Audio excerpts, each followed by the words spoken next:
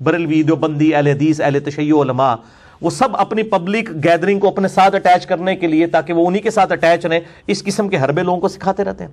اور دوسرے علماء کے بارے میں ایسی ایسی ادبی گالیاں ڈیوائز کی ہوئی ہیں کہ آپ سن کے حیران ہو جائیں گے.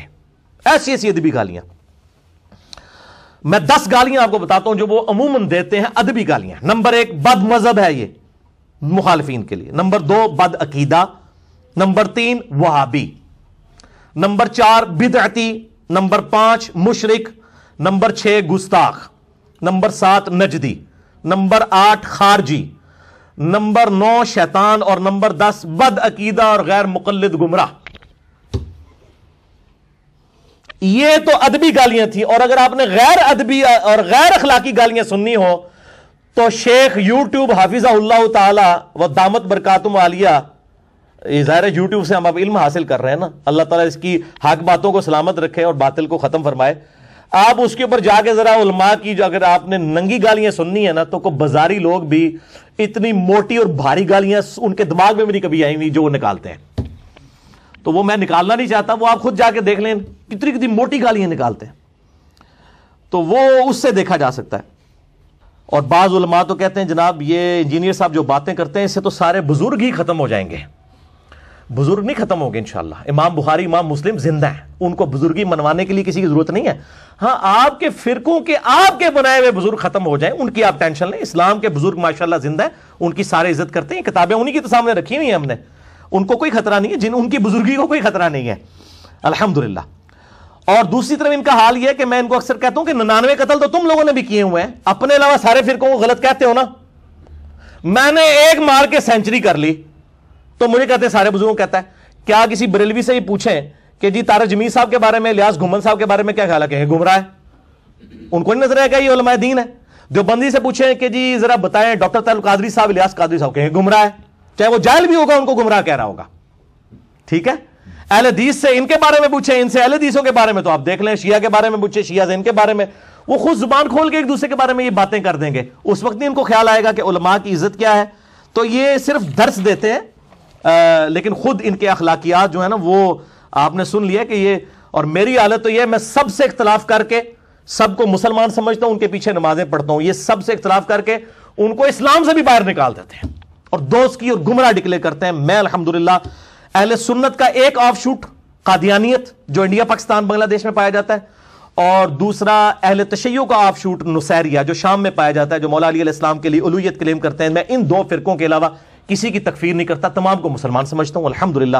باقی اس حوالے سے جو اختلافات ہیں وہ 20 سوالات میں نے مسئلہ نمبر 179 میں ریکارڈ کروا دیے ہیں انجینئر محمد علی مرزا عوام الناس کی عدالت میں. جسے شوق ہو تو وہ ضرور دیکھے. آج میں آخر میں ان تینوں مکاتب فکر کی کتابیں HD کیمرے میں دکھا کے آپ کو بتا دیتا ہوں کہ ان کی اپنی لینگویج دوسروں کے بزرگوں کے بارے میں کیا ہوتی ہے. اور میں کوئی اس میں غیر مہذب غیر پارلیمانی لفظ نہیں استعمال کروں گا. اور میں امید کروں گا کہ جن لوگوں کو یہ زوم ہے کہ ان سے اگر آپ نرمی سے بات کریں تو یہ اپنے بزرگوں کی غلطیاں مان لیتے ہیں، تو ان کو دیکھ لیں گے ہاں جی اب اس پارلیمانی زبان کے ساتھ ذرا منوا کے بتائیں ان سے کہ اپنے بزرگوں کی غلطیاں مان لیں. وہ نہیں مانتے ہیں، ان کا تو مسئلہ ہی کچھ اور ہے. تو وہ اب آپ سن لیجئے. میں 4 کتابوں کے حوالے دوں گا. نمبر 1 حسام الحرمین امام رضا بریلوی صاحب کی کتاب. نمبر 2 المہند علی المفند خلیل احمد سہارنپوری صاحب کی کتاب جو اس کے مقابلے میں لکھی گئی. نمبر 3 بریلویہ البریلویہ عربی میں لکھی گئی احسان اللہ ظہیر صاحب کی کتاب، یہ اہل حدیث عالم دین ہے اور اردو میں بریلویہ ترجمہ ہوا. اور نمبر 4 اقتداء صراط مستقیم جو ہے وہ امام ابن تیمیہ المتوفی 728 ہجری کتاب. یہ پہلے سب سے پہلے میں آپ کو صرف بزرگوں کی لینگویج دکھا دیتا ہوں. یہ ذرا تمہید ایمان کور کریں جی، دعوت اسلامی والوں نے چھاپی ہے. ما حسام الحرمین یہ 1905 میں امام رضا بریلوی المتوفی 1340 ہجری بامطابق 1921 نے یہ کتاب لکھی، جس میں 5 کفر کے فتوے لگائے. پہلا غلام احمد قادیانی پہ اور باقی 4 جو ہیں وہ علماء دیوبند اور اہل حدیث علماء کے اوپر. اور جو زبان اس میں استعمال کی ہے وہ میں آپ کو دکھا دیتا ہوں، وہ پڑھ کے بھی مطلب سنا دوں گا آپ کو. اور یہ 1905 میں کتاب انہوں نے لکھی حسام الحرمین. نام ہی آپ سنیں حسام الحرمین، حرمین کی تلوار. یہ جناب یہ ریڈ کلر کی جو لائنیں ہیں ان کو ہائی لائٹ کر کے ان کو ذرا دکھائیے تاکہ ان کو پتہ چلے کہ کیا زبان انہوں نے استعمال کی ہے.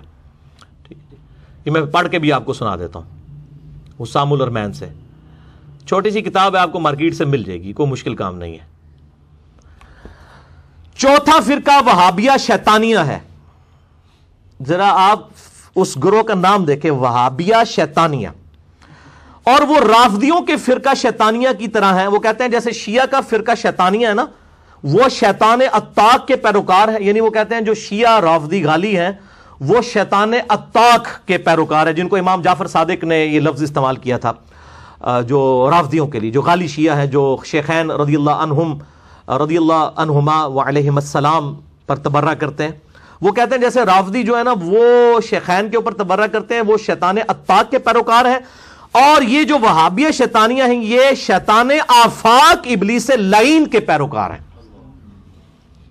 یہ اخلاقیات ہیں, میں آپ کو صرف بتا رہا ہوں, یہ آپ خود دیکھ لیں یہ اخلاقی زبان ہے یا غیر اخلاقی, آپ نے خود فیصلہ کرنا ہے, میں اس پہ کوئی کمنٹس نہیں کروں گا. وہ کہتے ہیں یہ شیطان آفاق یعنی وہ بڑا شیطان جو ہے نا ابلیس, اس کے پیروکار ہیں. کون؟ دیوبند اور اہل حدیث. اور یہ بھی اسی تکذیب خدا کرنے والے گنگوئی کے دم چھلے ہیں. وہ کہتے ہیں رشید احمد گنگوئی کے یہ دم چھلے ہیں کہ اس نے اپنی کتاب براہین قاطع میں تصریح کی ہے. وہ کہتے ہیں ان کی کتاب کے اوپر جو انہوں نے گرفت کی وہ ٹھیک ہے, وہ ہمیں بھی اختلاف ہے, وہ ہم کفری عبارتوں پہ میرا مسئلہ 71B ریکارڈڈ موجود ہے. انڈیا اور پاکستان کے بزرگوں کی 19 گستاخانہ عبارات کا تحقیقی جائزہ, اور میرا پمفلٹ بھی ہے اندھا دھند پیروی کا انجام. میں نے خود اسماعیل دہلوی صاحب کی عبارتیں ہوں, علماء دیوبند کی ہوں, بریلوی علماء کی ہوں, عبارتوں کے اوپر میں نے جو ہے وہ ان کے اگینسٹ قرآن و حدیث سے دلائل لکھے ہیں. فتویٰ کسی پہ نہیں لگایا, سب کا نام احترام کے ساتھ لکھا ہے, پبلک خود فیصلہ کرے. آگے یہ 5 کفر کے فتوے لگا کے نا خلاصہ کلام لکھتے ہیں, ذرا یہ بھی دکھا دیں جی ان کو. یہ یعنی اپنی پوری گفتگو کا خلاصہ لکھتے ہیں کہ میں یہ جو کچھ لکھ رہا ہوں, اس کے بعد وہ کنکلوڈ کر رہے ہیں کہ میں اپنے مکتب فکر کے علاوہ باقی مکاتب فکر کو کیا سمجھتا ہوں. وہ اب آپ دیکھ لیں کیا سمجھتے ہیں. جو میں نے کہا نا کہ ہماری حوصلہ ہے کہ ہم سب کے پیچھے نمازیں پڑھتے ہیں, کسی کو اسلام سے خارج نہیں کرتے سوائے قادیانیوں کے اور نصیریہ کے. یہ کہتے ہیں خلاصہ کلام یہ ہے کہ یہ جتنے بھی فرقے ہیں سب کے سب کافر اور مرتد ہیں. یعنی حمزہ بریلوی صاحب لکھا کہ دیوبند اور اہل حدیث کافر بھی ہیں, مرتد ہیں. مرتد کا مطلب ہے اسلام چھوڑ گئے, یہ واجب القتل ہے. مرتد کا مطلب یہ ہے. اور یہ اجماع امت ہے کہ یہ اسلام سے خارج ہیں. وہ اجماع امت سے مراد ان کے اپنے مکتب فکر کا اجماع ہے, یہ آپ دیکھ لیں. اور بے شک بزازیہ اور فتاوی خیریہ اور مجموع الانہر اور در مختار وغیرہ کتابوں میں جو ہے وہ ایسے کافروں کے حق میں فرمایا گیا جو ان کے کفر اور عذاب میں شک کرے وہ خود بھی کافر. یعنی ہم جتنے یہاں بیٹھے ہوئے ہیں سب کے سب کافر, کیونکہ ہم تو کسی کی تکفیر نہیں کرتے. اور شفا شریف میں ہے کہ ہم اسے کافر کہتے ہیں جو ایسے کو کافر نہ کہے جس نے ملت اسلام کے سوا کسی ملت کا اعتقاد کیا یا ان کے بارے میں توقف کرے یا شک لائے. وہ ملت سے باہر نکال دیے جناب. تو یہ میں نے آپ کو دکھا دیا. اب یہ 1905 میں کتاب لکھی گئی, اس کے جواب میں خلیل احمد سہارنپوری, شیخ ذکریہ صاحب جنہوں نے فضائل اعمال لکھی, ان کے پیر و مرشد نے کتاب لکھی المحند علی المفند 1906 میں.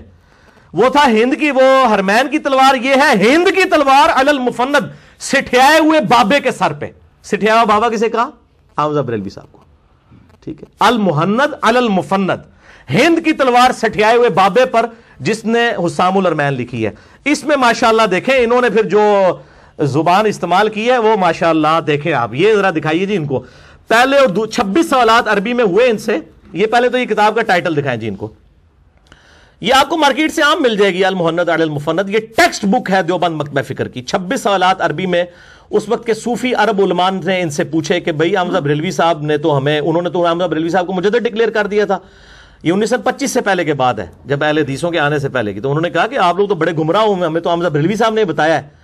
تو پھر 26 سوال عربی میں کیے کہ تم تو وہابی ہو. انہوں نے کہا نا یہ ایسی کوئی وہابی نہیں, وہابیوں تو مسلمان ہی نہیں سمجھتے. یہ دکھائیں جی ان کو, یہ ہے, یہ اس کو کور کریں. یہ جو ریڈ لائن ہے المحند علی المفند, ہند کی تلوار سٹھیائے ہوئے بابے کے سر کے اوپر. اس میں ذرا آپ لینگویج دیکھ لیجئے گا, پھر آپ کو پتہ چل جائے گا کہ انہوں نے کیا زبان استعمال کی ہے. ٹھیک ہے جی.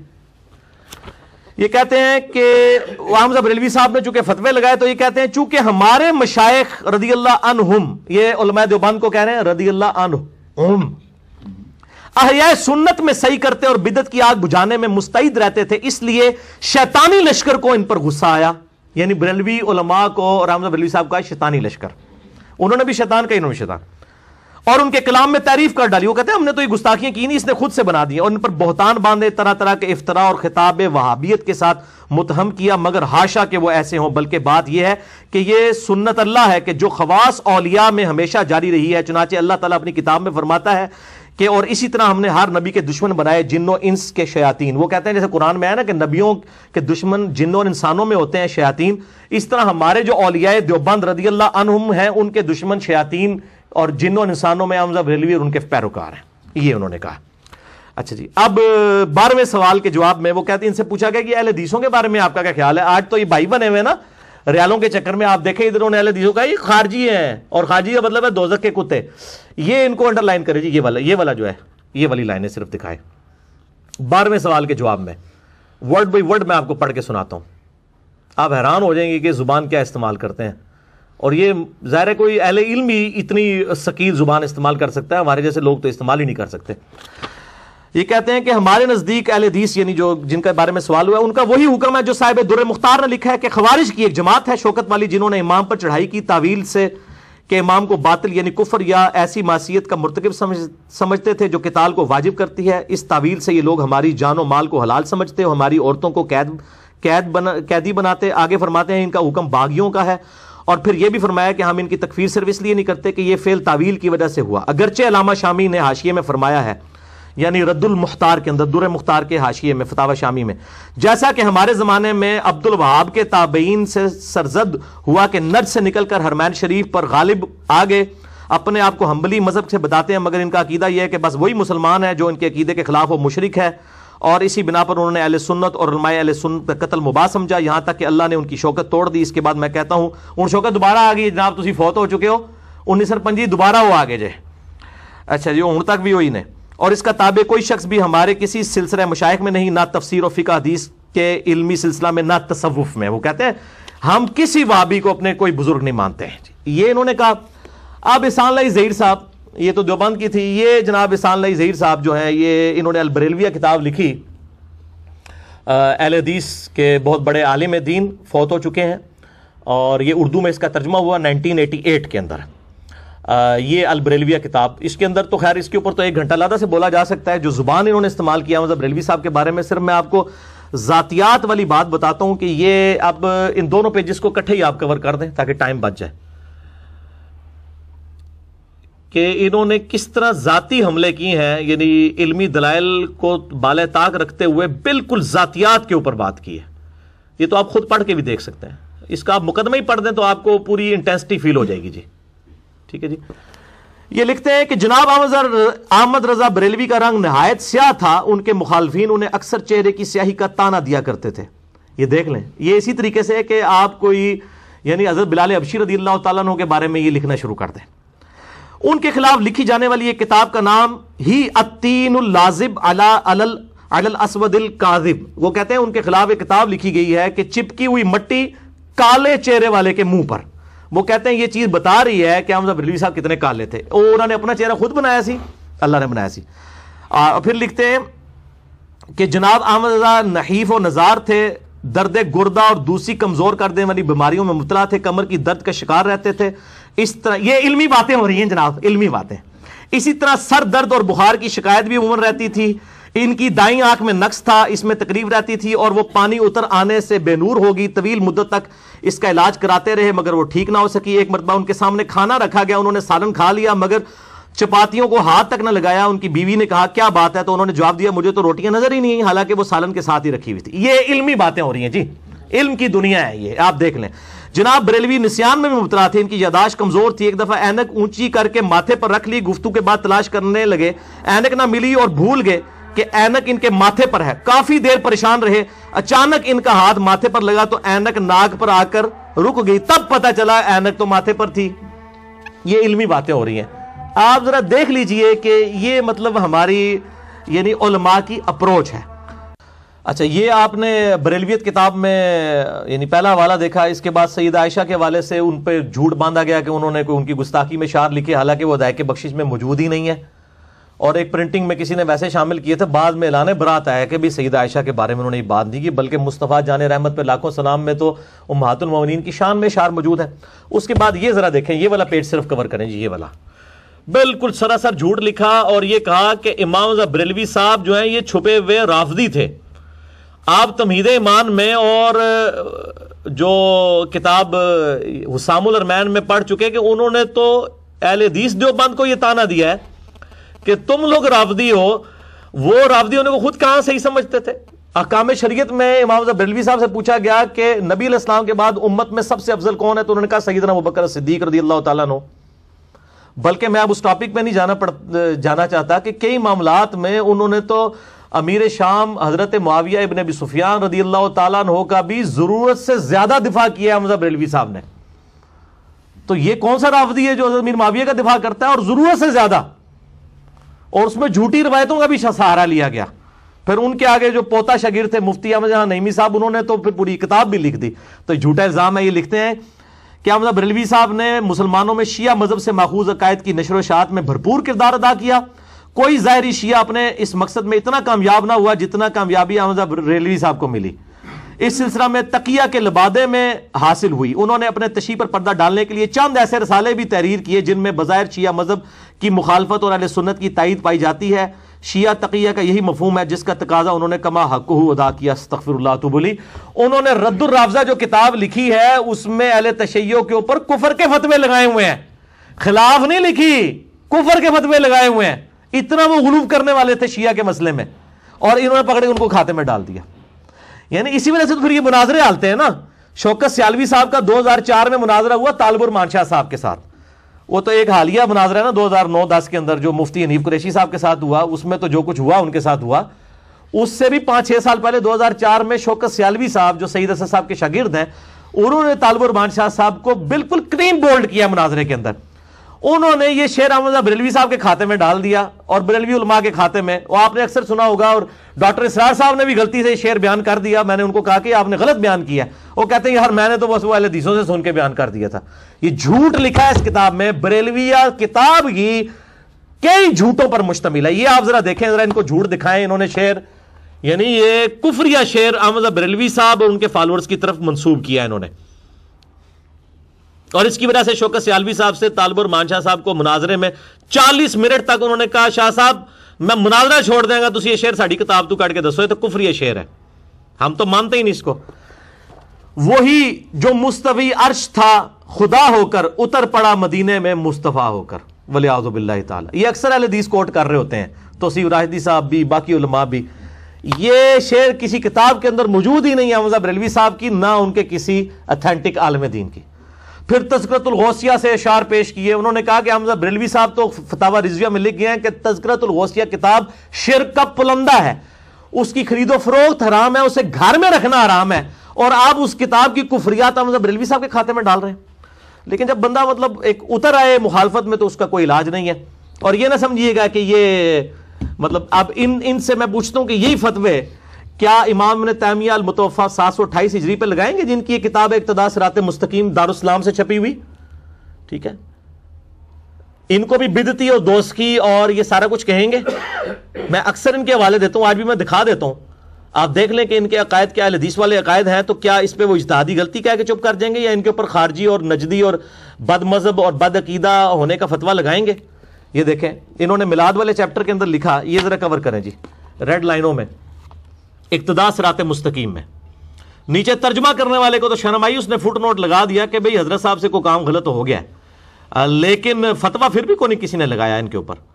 انہوں نے میلاد کے کانٹیکسٹ میں لکھا یہ جو میلاد منایا جا رہا ہے یہ عیسائیوں سے مسلمانوں نے لیا. عیسائی بھی کرسمس مناتے تھے، مسلمانوں نے وہ میلاد منانا شروع کر دیا. اور اس کے بعد جو انہوں نے جملہ لکھا وہ بہت خطرناک ہے. وہ کہتے ہیں کہ اللہ تعالیٰ اس بدعت پر نہیں، یعنی یہ جو میلاد منانے کی بدعت ہے اس پر تو نہیں، لیکن اس محبت اور اجتہاد پر انہیں ثواب دے گا. یعنی جو میلاد مناتے ہیں نا، چونکہ وہ حضور کی محبت میں منا رہے ہیں صلی اللہ علیہ وآلہ وسلم، لہٰذا ان کو ثواب ہوگا. تو پھر تو شیعہ بھی جو ماتم کر رہے ہیں وہ بھی اہل بیت کی محبت میں کر رہے ہیں، ان کو بھی ثواب ہوگا. یہ شیخ زبیر صاحب کو جب میں نے بتایا وہ کہتے ہیں ابن تیمیہ اتنی بڑی غلطی کر ہی نہیں سکتے. میں نے کہا شیخ صاحب آپ دیکھیں تو صحیح، آپ نے تو مضمون لکھا ہے کہ کیا ابن تیمیہ اہل سنت ہے، تو آپ نے کتاب تو پڑھیں. وہ کہتے ہیں وہ یہ تو کہتے ہیں ابن تیمیہ نے تو ساری بدعتیں ہی لال کر دی ہیں. اب نبی علیہ السلام کیا فرماتے ہیں؟ کل بدعۃ ضلالہ وکل ضلالۃ فی النار. ہر بدعت گمراہی اور گمراہی دوزخ میں لے جانے والی ہے. ایک طرف اس کو بدعت بھی کہہ رہے ہیں میلاد کو، اور کہہ رہے ہیں ثواب بھی ملے گا. تو اب میں نہیں کہتا اس کے اوپر کفر کا فتویٰ لگتا ہے، یعنی کہ یہ خود علماء خود فیصلہ کریں، علماء سے پوچھ کے ہم تو چلتے ہیں۔ میری شیخ زبیر صاحب کے ساتھ فون کال ریکارڈڈ ہے ابن تیمیہ کے مسئلے کے اوپر ہی، 40 منٹ کی، یوٹیوب پہ آپ دیکھ سکتے ہیں۔ اس کے بعد یہ احمد بریلوی صاحب کو تو کہہ رہے ہیں نا رافضی، ان کو کیوں نہیں رافضی کہتے جنہوں نے عبداللہ ابن عمر کو بدعتی کہا ہے؟ یہ امام ابن تیمیہ نے اسی اقتداء صراط مستقیم میں، یہ ذرا یہ پہلے یہ والا پیج دکھائیں جی، تاکہ یہ بڑا ہو جائے، کسی نے پرنٹ لینا اس کو نظر آ جائے، یہ والا پیج۔ یعنی عبداللہ ابن عمر رضی اللہ تعالیٰ عنہ سفر حج میں بخاری میں 10 حدیثیں ہیں کہ جن جن جگہوں پہ آپ صلی اللہ علیہ وآلہ وسلم نے سواری باندھتے تھے، جہاں آپ نے رک اتر کے نماز پڑھی انہی جگہوں پر نماز پڑھتے تھے، بلکہ مسند احمد میں یہاں تک آتا ہے کہ ان جگہوں پر پیشاب بھی کرتے تھے جہاں پہ نبی علیہ السلام نے اپنے سفر حج میں پیشاب کیا تھا، وہ جگہوں کو تلاش کر کے۔ اس کے اوپر امام ابن تیمیہ نے کہا کہ ہمیں تو نبی علیہ السلام نے فرمایا تھا میرے بعد بڑی بدعتیں پیدا ہوں گی، تم خلفائے راشدین کے ساتھ رہنا اور نئی نئی بدعتوں سے بچنا، اور پھر ساتھ لکھا کہ عبداللہ بن عمر نے کیا ہے، خلفائے راشدین نے نہیں کیا، تو عبداللہ بن عمر کو کیا کہا؟ بدعتی۔ عبداللہ بن عمر کی مخالفت کر کے بھی یہ اہل سنت کے امام ہی رہے، ان کے اوپر رافضیت کا فتویٰ نہیں لگایا، نہ احسان اللہ ظہیر صاحب نے، نہ کوئی آج کا عالم دین الٹا دفاع کرتے ہیں۔ کئی علماء نے تو کہا کہ جی ابن تیمیہ نے صحیح گرفت کیا ہے ابن عمر پہ، ابن عمر کی غلطی ہے۔ ہاں ویڈیوز ریکارڈڈ موجود ہیں، نعوذ باللہ من ذالک۔ تو کہتے ہیں کہ جن مقامات پر نبی علیہ السلام نے اتفاقیہ نماز پڑھی تھی تو عبداللہ بن عمر کے سوا کسی صحابی سے مروی نہیں ان مقامات کو کسی طرح کی بھی کوئی خصوصیت دی گئی ہو، چنانچہ ابو بکر، عمر، عثمان و علی رضی اللہ عنہم اجمعین اور تمام سابقین اور اولین من المہاجرین والانصار ان راستوں میں سفر کرتے تھے مگر کبھی ان مقامات میں خصوصیت کے ساتھ نماز نہ پڑھتے تھے، اور معلوم ہے کہ اگر یہ بات ان کے نزدیک مستحب یعنی کوئی نیکی کا کام ہوتی تو وہ سب سے پہلے لوگ یہ کرتے، خلفائے راشدین جو اس پر عمل کرتے، کیونکہ وہ سنت نبوی کے زیادہ جاننے والے تھے۔ وہ کہتے ہیں عبداللہ بن عمر سے زیادہ ان کو دین آتا تھا اور اس پر سب سے زیادہ عمل کرنے والے تھے۔ نبی صلی اللہ علیہ وسلم نے تو ہمیں فرمایا تھا تم میری سنت اور میرے خلفائے راشدین ہدایت یافتہ کی سنت کو لازم اختیار کرنا اور اسے خوب مضبوطی سے پکڑنا، خبردار دین میں نئے کاموں سے بچنا، ہر نیا کام بدعت ہے، ہر بدعت گمراہی ہے، اور معلوم ہوا کہ خلفائے راشدین نے یہ کام کبھی نہیں کیا، لہٰذا اس فعل میں خلفائے راشدین کی سنت نہیں بلکہ ایک بدعت کی ہی پیروی ہوتی ہے۔ پتہ اس کا جواب کیا دیتے ہیں؟ وہ کہتے ہیں جی انہوں نے عبداللہ بن عمر کے عمل کو بدعت کہا ہے، عبداللہ بن عمر کو بدعتی نہیں کہا۔ یہ اپنی پبلک نو ضرور دسیو، ٹھیک ہے؟ وہ بھی ویسے پبلک آج کل کو گھاس نہیں کھاتی ہے، سارے روٹی کھاتے ہیں ماشاءاللہ، ان کو سمجھ ہے کہ یہ بات کیا لکھی ہوئی ہے، لیکن شیخ زبیر صاحب نے اپنی کال ریکارڈنگ میں کہا کہ بالکل باطل ہے اس کا یہ موقف، عبداللہ بن عمر کا یہ عمل کوئی بدعت نہیں، کسی صحابی نے اسے بدعت نہیں کہا، بلکہ میں نے تو واقعہ معراج والے لیکچر میں اس کی سپورٹ میں 4 کتابوں سے حدیث پیش کی تھی کہ نبی صلی اللہ علیہ وسلم کو بھی بیت اللہ میں نماز پڑھوائی گئی، اور اسی طریقے سے آپ صلی اللہ علیہ وسلم کو کوہ طور پر نماز پڑھائی گئی، نبیوں کے مقدس مقامات پر۔ سنن نسائی کے اندر حدیث موجود ہے، دلائل النبوہ کے اندر موجود ہے، آپ معراج والا میرا لیکچر دیکھیں، اس میں نے امام ابن تیمیہ کے اس موقف کی رد کیا تھا کہ عبداللہ بن عمر کا یہ موقف بالکل ٹھیک تھا۔ اور اس کے حوالے سے وہ ایک جعلی روایت پیش کرتے ہیں کہ صلح حدیبیہ کا درخت اکھڑوا دیا تھا حضرت عمر فاروق رضی اللہ تعالیٰ نے، بالکل جھوٹی روایت ہے، کوئی نہیں تھا اکھڑوایا، وہ تو صرف حدیث میں اتنا آتا ہے کہ اللہ تعالیٰ نے اس حوالے سے گم کر دیا کہ لوگوں کو وہ درخت یاد نہیں رہا، اور وہ کہتے ہیں جی ہم حضرت عمر کے پیچھے عبداللہ بن وہالہ کہ عبداللہ بن عمر کے بارے میں بخاری مسلم میں حدیث ہے رجل صالح، عبداللہ بن عمر نیک مرد ہے، ان کی اتنی توہین، ان کو بدعتی کہا، اور جن لوگوں نے سیدنا علی رضی اللہ تعالیٰ عنہ پر ممبروں پر لعنت کروائی، جب ہم وہ حدیثیں لوگوں کو بتاتے ہیں تو ہمیں یہ رافضی کہتے ہیں، اور جو لوگ نبی علیہ السلام کی سنت سے محبت کرنے والے لوگ ہیں ان کو جو بدعتی کہہ رہے ہیں ان کو یہ امام اہل سنت کہتے ہیں۔ یا پبلک فیصلہ کرے گی کہ امام اہل سنت کون ہے، عبداللہ بن عمر کو بدعتی کہنے والے یا سیدنا علی کی مخالفت خلیفہ راشدی کے اوپر لعنت کروانے والوں کا علمی محاسبہ حدیث کی روشنی میں کرنے والے احترام کے دائرے کے اندر تھا۔ میرا تو کلپ ریکارڈڈ ہے کہ حضرت معاویہ رضی اللہ تعالیٰ عنہ پر لعنت کرنا حرام ہے، یہ آپ یوٹیوب پہ لکھیں کلپ کھل جائے گا۔ میں تو اس کو رافضیوں کا طریقہ سمجھتا ہوں، میں تو اس کو بدعت سمجھتا ہوں کہ بھئی جو جس چیز کی وجہ سے ہمیں ان سے اختلاف تھا وہی کام کوئی اور کرنا شروع کرتے۔ ہم تو سیدنا علی کے ساتھ ہیں، خلفائے راشدین کے ساتھ ہیں رضی اللہ عنہم اجمعین وعلیہم السلام اجمعین۔ اللہ تعالیٰ سے دعا ہے جو حق بات میں نے کہی اللہ تعالیٰ ہمارے دلوں میں راسخ فرمائے، اگر جذبات میں میرے منہ سے کوئی غلط بات نکل گئی اللہ تعالیٰ ہمارے دلوں سے ہی معاف کر دے، ہمیں کتاب و سنت کی تعلیمات پر عمل کر کے دوسرے بھائیوں تک پہنچانے کی توفیق عطا فرمائے۔ سبحانک اللہم وبحمدک اشہد ان لا الہ الا انت استغفرک واتوب الیک وما علینا الا البلاغ المبین۔ جزاکم اللہ خیرا۔